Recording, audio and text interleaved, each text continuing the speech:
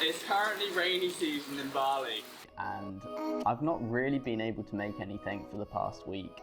It's looking like it's going to clear up, but at the moment everywhere's waterlogged and there's heavy clouds looming on the horizon. I decided that as I'm craving to make something, today we're going to do a fun one. We're going to have a look at what's in my bag, how I travel and carry all my gear as I go.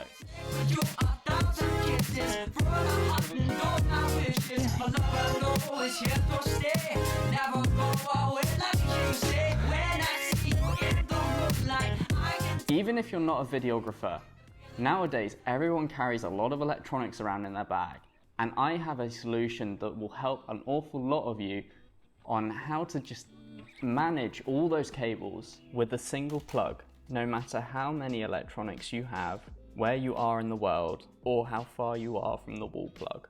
I've spent many hours trying to really work out how to push the maximum efficiency out of this bag. And even if you're not a filmmaker or even a traveler, you may find there's some interesting techniques you could apply to your day bag that I've worked out and put into this bag. My bag is my home, it's my office, it's everything that I own and carry around with me.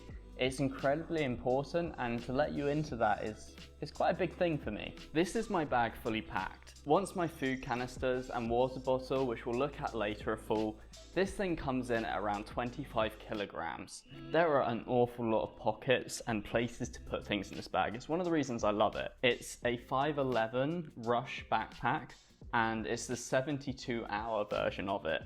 Let's take a quick look at this rucksack before we properly unpackage it and show you everything that's in it and how I managed to store all my stuff.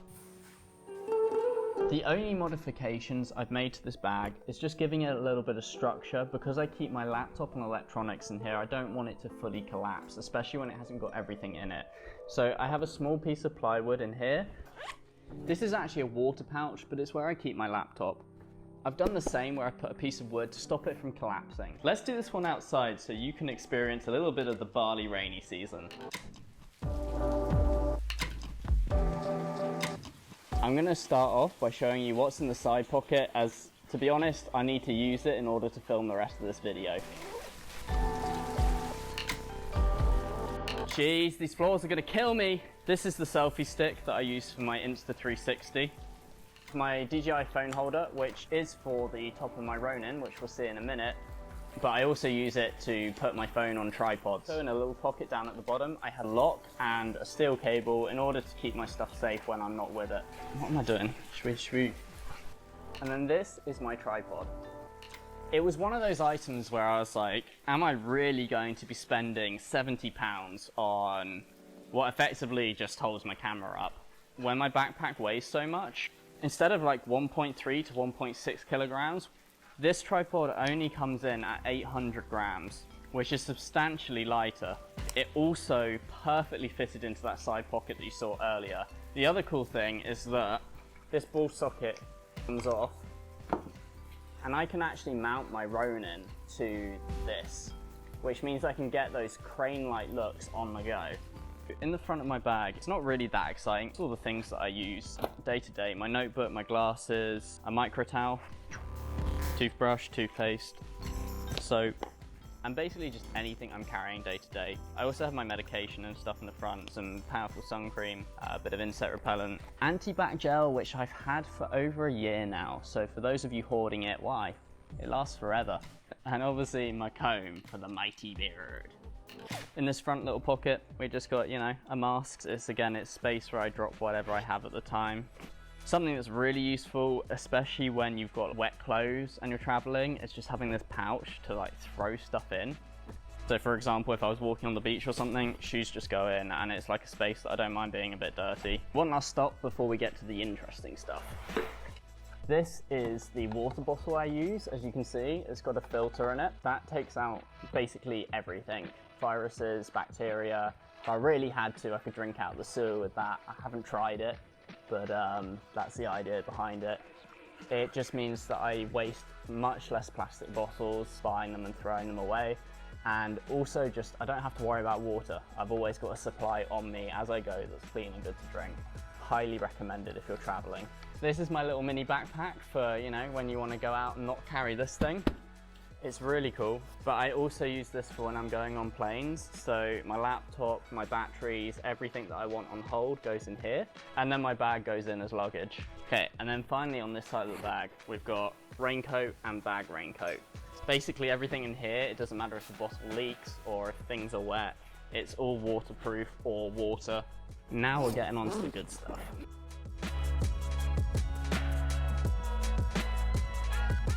When you're traveling, food is really, really hard to get a hold of at times. So what I have is these thermos.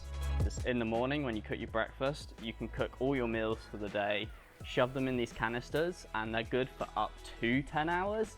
I try to have them before 8 because otherwise you basically got like fermented food. It stops it from going cold and keeps it good and nice and warm, which is what not being cold is, but you know. In my top pocket, I have a 5TB hard drive. This is basically a cache for my Google Drive. I can't store loads of data if I'm out of a backpack. It's just impossible to carry around heavy hard drives. So what I do is I have an unlimited Google Drive account, which has just passed 11 terabytes, and I choose the folders that I want. I will package a video once I finish making it, so only the best bits are in that folder and keep that synced rather than everything I film for that video. I want to go through a lot of stuff very quickly. I just sync it all up to this drive overnight and then I use it rather than having to download hundreds of gigs of individual files. Next I have this dongle because, you know, Mac life, and I only have 4 USB-Cs. I wouldn't recommend it. So just choose something like this that has good reviews. This next pocket is just where I keep the Ronin. So this is how I get all my really nice smooth shots. It's a really good bit of kit. It's the Ronin SC. It's actually quite old now. I got it when it first came out, which was over a year ago, and it's since been replaced by the Ronin SC2. Every gram I can shave off my bag is a big win. So the new Ronin SC is much lighter and it's just generally better at doing what it does. I'd love to have it, but you know, money, and this does the job for now. These are all the clothes I travel with plus what I'm wearing now. There just isn't enough space to have more in my bag, so this was something that I really had to cut down on. These are all the clothes that I have on me when I'm living out my backpack. I'm not living out my backpack at the moment because I'm stuck in Bali, so I splashed out and doubled the size of my wardrobe. Anyways, I've laid everything out so you can see what I've got. I don't know whether you can call it a technique, but the clothes I am wearing are stored. So this, and one of these are on me, which means that this is all I need to fit into my cube bag. These things are great for packing loads of clothes tightly into one space. If you travel at all, even if you're going on holiday, they're really cheap to pick up. This jumper, a pair of socks, a pair of boxers, shorts, another top, my jacket, which I definitely don't need in Bali, and finally, these are my jeans.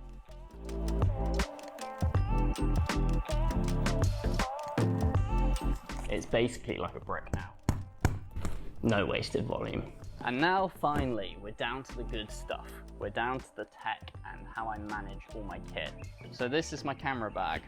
Obviously it doesn't have my camera in right now because that's just filming.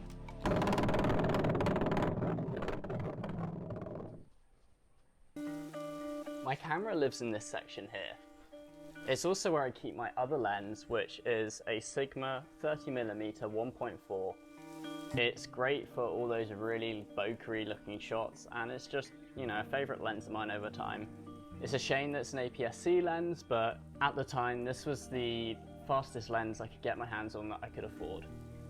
Next we have my Insta360, which I'm sure you've seen a lot of the cool shots from by now. It's really just a very powerful backup camera and accounts for being a second cameraman for me. Next we have my little Rode microphone, which is on me now. It's just great for getting audio on the go and not having to worry about background noise. This is my backup phone. It's my old S8. It's a spare camera, something I can record audio to. It's just useful to have. I also always keep it charged and leave it off, so if I need something to fly the drone with or connect to any of my gear with, it's just there and it's ready, and I don't have to worry about my main phone being charged. We got my little 4K adapter, so when I want to use my action camera not as a 360 camera, I pop that lens on and it becomes a normal GoPro style action camera that you're used to seeing. This is the microphone that I have on my camera when I'm out on the go and there's multiple people talking and I can't just have a microphone on myself. The newest addition to my bag setup is the DJI Mavic Mini. As you know, I crashed my drone and I basically sold some spare lenses and things that I had and managed to get some money for the old charger and adapter and stuff for that. And I got this, which I'm really happy with. It's amazing, it's so tiny. Like, look at that. Finally, we just have a variable ND filter and polarizer. They're by Tiffin, they're not that great, but until I can get the Peter McKinnon edition, they do the job. And then finally, we just got some spare blades and cables and things for my drone. There are two items that I forgot because they were in a side pocket. One is the AirPods Pro.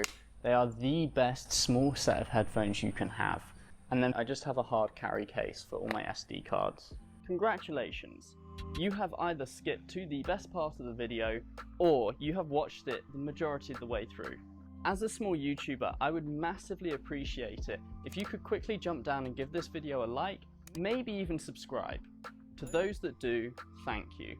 Let's get into this portable power delivery setup and break it down so that you too can set this up in your bag. I'm going to completely disassemble my bag so that I can show you the inner workings. It's been like this and some of it's been wrapped up in tape for almost 2 years. Because of this, some of it's a bit grubby and it's going to be a bit messy, but once you pack it away, it will be neat and look like this.